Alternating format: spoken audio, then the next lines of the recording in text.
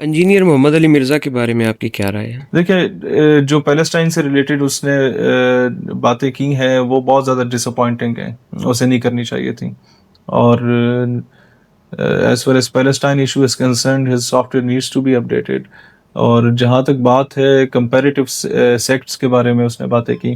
اس وقت جو لوگ اسلام کے بنیادی مسائل کو نہیں سمجھتے ان کے سامنے آپ صفین اور جمل کے معاملات کو لے کے آئیں، ان کے سامنے آپ صحابہ کے معاملات کو، اہل بیت کے معاملات کو اس نہج پہ آ کے ڈسکس کرنا شروع کریں، تو ایسے لوگوں سے آپ یہی توقع کریں گے کہ انہوں نے کل کو دین کو چھوڑ کے دیریا ہو جانا ہے.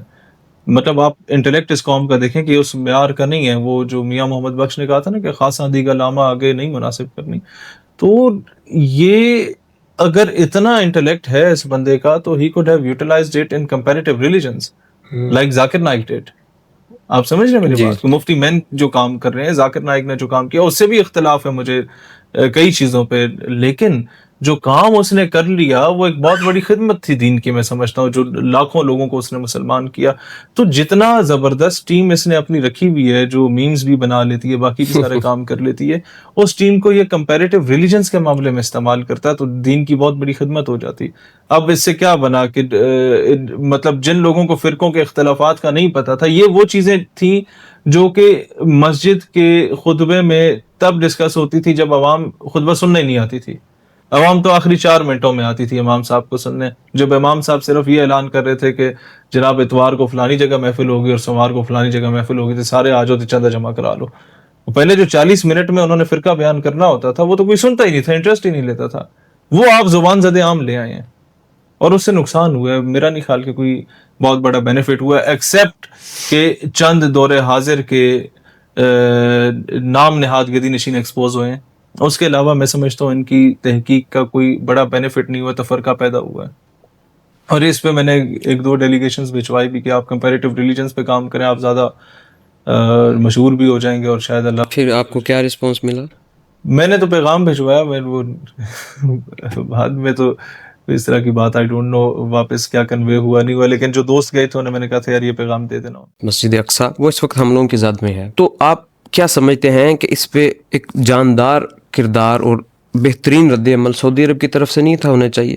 دیکھیں میں آپ کو عرض کروں، سعودی عرب، یو اے ای یا دیگر ریاستیں جو امیر عرب ممالک ہیں، انہوں نے بہت زیادہ ایک مفلسی کی چادر اوڑھی ہوئی ہے اور انہیں اس طرح نہیں ہونا چاہیے تھا. انہیں کم از کم ایران کے معاملے میں غیرت کھا لینی چاہیے تھی. ایران نہ صحیح، ایران سے بھی بہت زیادہ غریب جو غربت بے انتہا ہے وہاں پہ، یمن سے غیرت کھا لینی چاہیے تھی. اس وقت میں سمجھتا ہوں اگر امت مسلمہ کا کوئی آرمی چیف ہے کہلانے کے قابل تو وہ یمن کا آرمی چیف ہے، یا ابو عبیدہ ہے جو حماس کا لیڈر ہے، یا سید حسن نصر اللہ شہید ہے جو حزب اللہ کو لیڈ کر رہے تھے، انصار والے. تو ہم لوگوں کو اس وقت یہ دیکھنا ہے کہ جب وہ لوگ with having nothing in their kitty they're taking stand for Palestine، ہم کیوں نہیں کر رہے؟ لیکن میں سمجھتا ہوں کہ اگر اس میں بھی ہمارا ملک پہل کر لے، ہمارا آرمی چیف اٹھ جائے، تو سعودیہ اور ان کی حجتیں ختم ہو جائیں گی. یہ اسٹینڈ لیں گے کیونکہ انہیں پتہ ہوگا کہ پیچھے ایک نیوکلیئر پاور کھڑی ہوئی ہے. کیا وجہ ہے کہ ہمارے ملک کی طرف سے حالانکہ علماء نے بھی پچھلے دنوں فتویٰ جہاد بھی دیا، تو ایسی کون سی مجبوریاں آپ سمجھتے ہیں کہ جس کی وجہ سے کوئی عملی طور پہ اس طرح کا کام سامنے نہیں آ رہا؟ مجبوریاں ان کے نزدیک تو یہ ہیں کہ ان لوگوں نے قرضے اتنے لیے ہوئے ہیں، ان لوگوں نے لانگ ٹرم پالیسیز پہ کام ہی نہیں کیا. عمران خان نے وہی کام کرنے کی کوشش کی جو کہ سوائے دیامر بادشاہ ڈیم کے، جو کہ افتتاح اس کے اپنے دور میں ہو،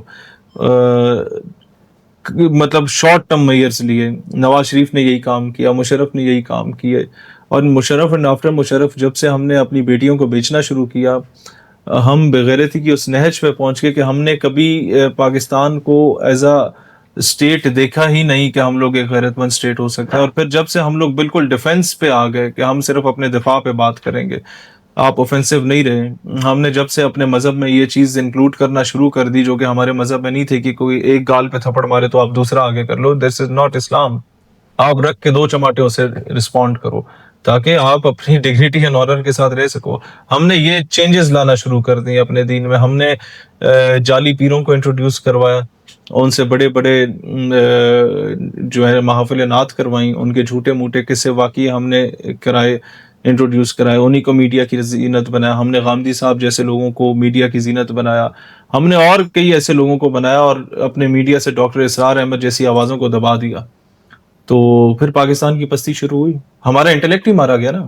ڈاکٹر اسرار احمد جب آتا تھا تو ہم بچپن میں اسے گالیاں دیتے تھے, فرینکلی اسپیکنگ ہم گالیاں دیتے تھے, لیکن آج ہمیں اندازہ ہوا کہ وہ انٹلیکٹ میں نے نہیں دیکھا اقبال کے بعد. ہم نے ایسے ایسے ہیرے گنوائے ہیں کہ ہمیں اندازہ ہی نہیں ہوتا. آپ نے اپنے سفر کا آغاز کس طرح کیا؟ کیونکہ ہم نے آپ کو دیکھا, آپ نے مختلف تنظیمات میں پہلے کام کیا, پھر آپ نے ایک اچانک سے اپنی ایک سیاسی تنظیم بنا کے اس پہ اپنا کام شروع کر دیا. تو یہ پیچھے کیسی موٹیویشن تھی یا کس کی موٹیویشن تھی؟ اس کو آپ کس نظر سے دیکھتے ہیں؟ دیکھیں, as far as motivation is concerned تو مولانا عبدالستار خان نیازی رحمۃ اللہ علیہ ایک source of one of the source of inspirations for me.